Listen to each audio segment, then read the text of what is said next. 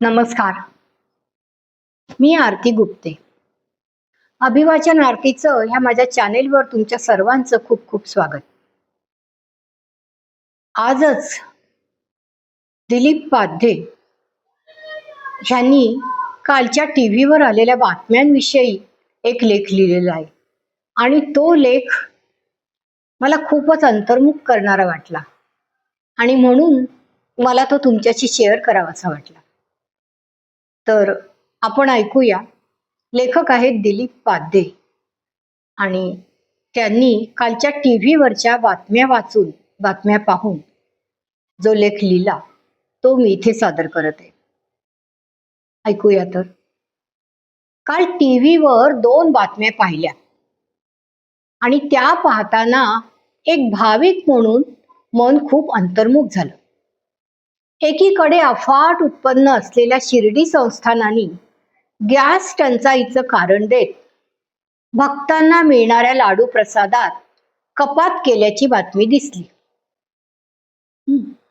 तर दुसरीकडे त्याच परिस्थितीत सौर ऊर्जेच्या म्हणजेच सोलर एनर्जीच्या सहाय्याने कोणतीही कपात न करता पूर्वी इतकाच महाप्रसाद देणारं शेगाव संस्थान.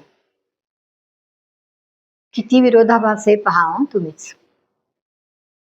ही केवळ 2 देवस्थानांची तुलना नाहीच, तर नियत आणि नियोजन यातला फरक जो आहे तो अधोरेखित करणारं उदाहरण आहे. आपल्या सर्वांच्या समोर आहे. थोडे आकडे जर आपण पाहिले तर हा विचार अधिक गंभीर होतो. शिर्डी संस्थानचं वार्षिक उत्पन्न साधारणपणे 900 कोटी रुपयांच्या आसपास आहे. तर शेगाव संस्थानचं उत्पन्न केवळ 150 कोटी रुपयांच्या आसपास आहे. म्हणजेच उत्पन्नाच्या बाबतीत शिर्डी ही शेगावपेक्षा अनेक पटीने मोठी. तरीही भक्तसेवा, सुविधा, पारदर्शकता आणि व्यवस्थापनाच्या बाबतीत अनेक भाविकांना शेगावचा जो अनुभव येतो तो अधिक समाधानकारक वाटतो. हे प्रत्यक्ष भाविकांचं म्हणणं आहे. यावरून एक गोष्ट स्पष्ट होते, ती म्हणजे देवस्थानचं उत्पन्न किती आहे ह्यापेक्षा सुद्धा ते चालवणारं संचालक मंडळ कसं आहे, त्यांची नियत काय आहे आणि त्यांचं नियोजन किती दूरदृष्टीचं आहे ह्यावर सर्व काही अवलंबून असतं. आता व्यवस्थापनातील प्रत्यक्ष फरक हा जर आपण पाहिला तर तो आणखीन स्पष्ट दिसतो. कसं ते पाहूया.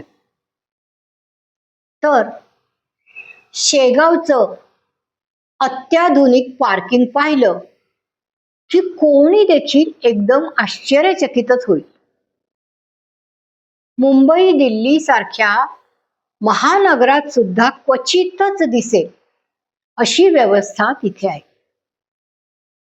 म्हणजे काय, तर एकमेकांच्या विरुद्ध 25 पार्किंग लेन, कुठल्या लेन मध्ये जागा रिकामी आहे हे सांगणारं डिजिटल डिस्प्ले आणि येण्या जाण्याचे स्वतंत्र मार्ग, ही संपूर्ण व्यवस्था अत्यंत शिस्तबद्ध आणि पूर्णपणे मोफत आहे. हे विशेष. आता ह्या उलट शिर्डीमध्ये अनेक ठिकाणी खाजगी पार्किंगवाले एका तासाचे 200 रुपये किंवा त्याहून अधिक पैसे घेताना दिसतात. श्रद्धेने आलेल्या भाविकांकडून अशा प्रकारे पैसे उकळले जातात. हे खरोखरच विचार करायला लावणार आहे. काय वाटतं तुम्हाला ह्याबद्दल? हं? आता मोफत सेवांचं मॉडेल हा शेगाव संस्थांचा आणखीन एक आदर्श आहे. रेल्वे स्टेशन आणि बस रेल्वे स्टेशन आणि बस स्थानकापासून ते मंदिरापर्यंत पूर्णपणे मोफत बस सेवा तिथे उपलब्ध आहे.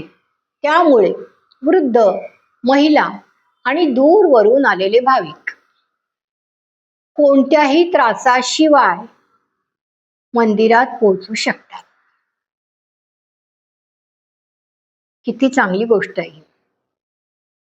शिर्डी सारख्या अफाट उत्पन्न असलेल्या देवस्थानाने देखील अशा सेवाभावी योजनांचा विचार करणं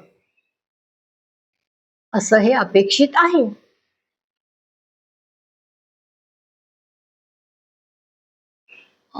भक्त निवास आणि स्वच्छता ह्या बाबतीत सुद्धा शेगावचा जो अनुभव आहे तो वेगळाच असतो.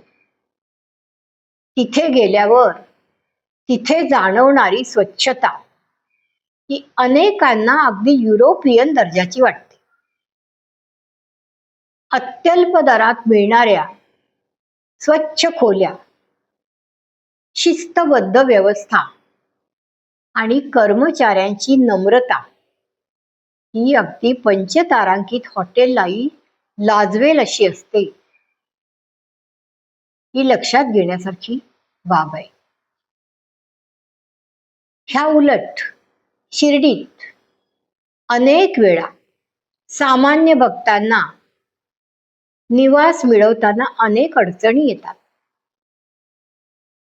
कधी राजकीय शिफारसी, कधी ओळखी, ह्या गोष्टींमुळे भाविकांचा अनुभव जो आहे तो कधी कधी कडू होतो.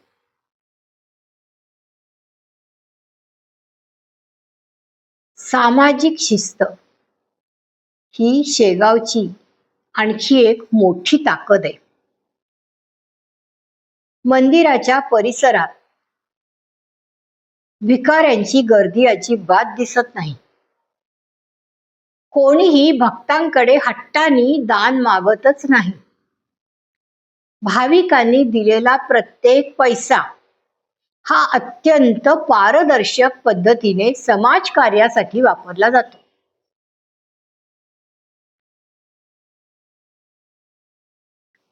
शेगाव संस्थांनी मेडिकल कॉलेज, इंजिनिअरिंग कॉलेज, शैक्षणिक संस्था आणि विविध लोकसेवा असे प्रकल्प उभे केलेले आहेत.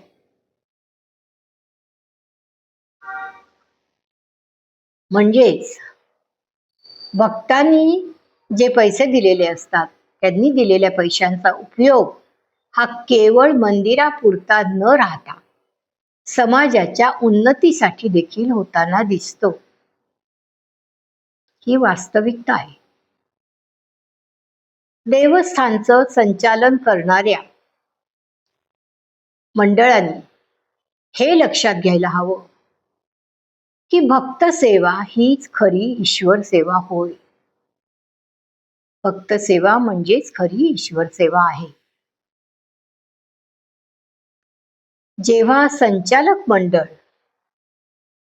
हे निस्वार्थी असतं, दूरदृष्टीने काम करतं आणि त्यांचं लक्ष केवळ आणि केवळ भक्तांच्या सोयीवर असतं, तेव्हा गॅस टंचाईसारखी अडचण प्रसादात अडथळा ठरत नाही. उलट त्यावर उपाय शोधले जातात.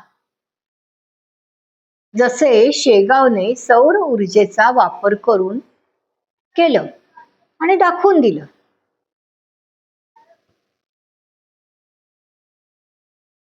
म्हणूनच शेगाव संस्थांचं स्वयंपूर्ण, शिस्तबद्ध आणि पारदर्शक मॉडेल आज भारतातल्या प्रत्येक मोठ्या देवस्थानासाठी एक मोठा आदर्श आहे.